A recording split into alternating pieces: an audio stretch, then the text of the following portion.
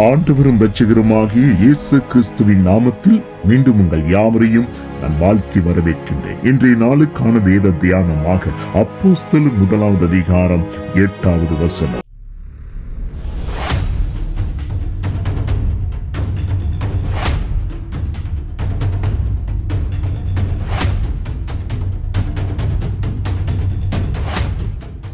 பரிசுத்த ஆவி உங்களிடத்தில் வரும் பொழுது நீங்கள் பலனடைந்து எருசலேமிலும் யூதேயா முழுவதிலும் சமாரியாவிலும் பூமியின் கடைசி வரியந்தமும் எனக்கு சாட்சிகளாயிருப்பீர்கள் என்றார். ஆண்டவராகிய இயேசு கிறிஸ்து அவர் இந்த பூமியிலிருந்து எடுத்துக் கொள்ளப்படுவதற்கு முன்பதாக சீசரை பார்த்து அங்கு சொல்லுகிறார், அங்கே பரிசுத்த ஆவி உங்களிடத்தில் வரும்பொழுது நீங்கள் முதலாவது பலனடைவீர்கள், இரண்டாவது எனக்கு சாட்சிகளாய் இருப்பீர்கள் என்று சொல்லுகிறார். அங்கே பரிசுத்த ஆவியார் நமக்குள் வரும் பொழுது 2 காரியம் முக்கியமாக நடக்கப்பட வேண்டும். அது இந்த 2 காரியம் என்னவென்று சொன்னால், ஒன்று நாம் பலனடைவது, இரண்டாவது நாம் சாட்சி கொடுப்பது.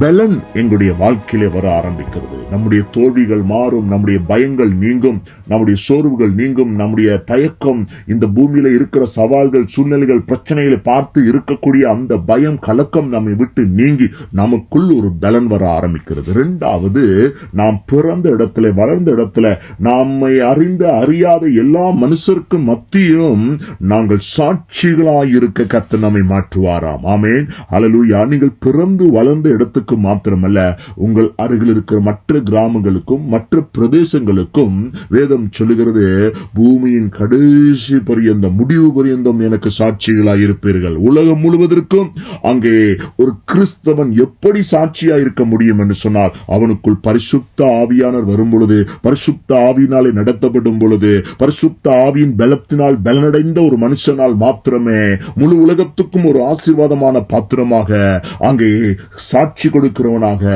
பலனடைந்தவனாக, ஆத்தும ஆதாயம் செய்கிறவனாக எழும்ப முடியும். ஆமேன், ஆமேன், ஆமேன்.